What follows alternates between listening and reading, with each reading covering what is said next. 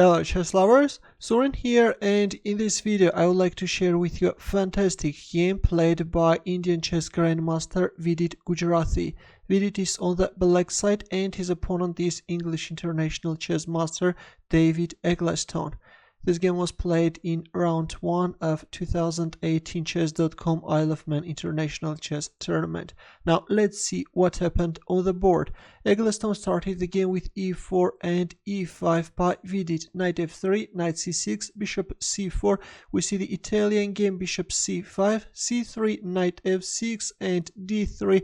White goes for gioco pianissimo. With this d3, white avoids an immediate confrontation which can arise with d2 to d4, and white enters a positional maneuvering game. d6, we see castling by both sides, a4, a5, bishop g5, h6, bishop h4, and after g5 white went for this aggressive knight takes g5 sacrifice. With this sacrifice white is getting 2 pawns against a piece, and later will try to exploit black's exposed king side. H takes g5, bishop takes g5, king g7, but here is a very important moment. The knight is far from e3 square and it will require a lot of time to bring it on d5. That's why in this case black is actually managing to consolidate his position, and usually in this line white is not managing to create problems for black. Queen f3, rook h8, knight d2, queen e7, h4, bishop d7, bishop d5. White is freeing the c4 square for the knight in order later to be able to maneuver, but it turns out that Vidit has prepared a very shocking surprise for David Eggleston. Knight c4, we have reached the critical position, and now you can pause the video and try to find Vidit's next move. Ready? As you can see, the knight on f6 is pinned, but Vidit went for the shocking knight takes d5 sacrifice. Look at this.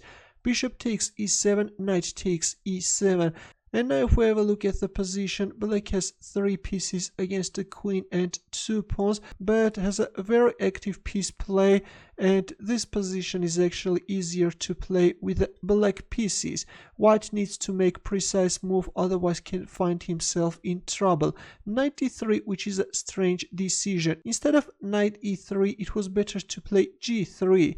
And if king f8 with the threat of rook takes h4, then white can go for this knight takes a5 move and then play b4. If bishop a7, then b takes a5. Of course, though black has a slight advantage, but this line is preferable for white. But in the game after knight e7, as I've already mentioned, white played knight e3, and here Vidit simply munched the pawn on h4. g3, rook h6, rook c1. White is creating an escaping route for the king. Rook f8. Black wants to bring into life this f5 idea. King f1, and here we go f5. And after this move, suddenly black pieces will manage to get very active. King e1, f takes e4, queen takes e4, and this time d5. White's position will now quickly deteriorate. Queen g2. Of course, capturing on d5 is not a good idea because this is opening up the bishop's diagonal here. Black can either capture on f2 or play rook h2 and then come after the pawn on f2. That's why after d5 we see queen g2. Now comes bishop h3. Suddenly the light squared bishop also joined the attack, and bishop takes e3. F takes e3, rook f6. Now the threat is rook f1 check, king e2, bishop g4 check, king e1, e4, d4, and rook f3. Now this knight will also come, and this is going to be crushing, guys. See, for a desperate attempt in order to create a counterplay, but with this c4 move, white is no longer covering the b4 square, and the other knight also joins the attack. Knight b4, the threat is knight d3, king d2, rook f2 check, king c3, and the second rook is also penetrating white's camp. This is a total destruction, guys. White has no chance to save this position. Rook takes e3 check, rook c3, d takes c4, king takes c4, and now black is starting to unleash a very dangerous king hunt. Bishop e6 check, d5. white is freeing this d4 square for the king. Otherwise, if we move like king c5, then in this case white king can easily get checkmated, and then knight c6 checkmate. Let's go back. In the game after bishop e6 check, we see d5, but here comes bishop takes d5 check, king d4, knight c4 check, king c5, rook takes c3 check, b takes c3. Now that rook is hanging, we see rook f6 and king b5. By the way, if I move like rook c1 in order to save the rook, then in this case white king can even get checkmated, and then rook a6 checkmate.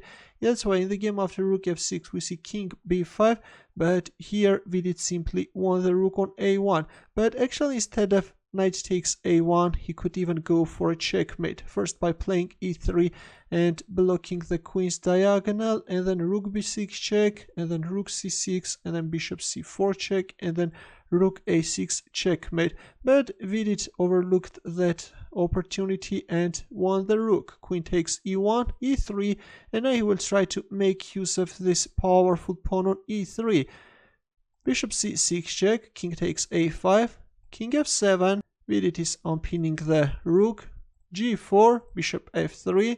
The bishop is coming to support the pawn and at the same time is opening up the 6th rank for the rook. c5, after which black is managing to announce a checkmate. Well, king b4 could have prolonged white's resistance, although even in this case white has no chance to survive.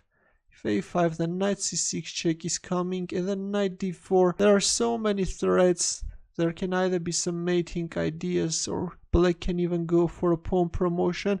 In the game after bishop f3 we see c5, but after knight c6 check white resigned, because if king b5 then black can announce a checkmate with bishop e2. A very impressive game, I think. That queen sacrifice came as a surprise, and then things escalated very quickly. In my opinion, this is definitely one of the best queen sacrifices of 2018. Thanks for watching. I hope that you enjoyed this game. For more games, consider subscribing to my channel. I will see you in the next video.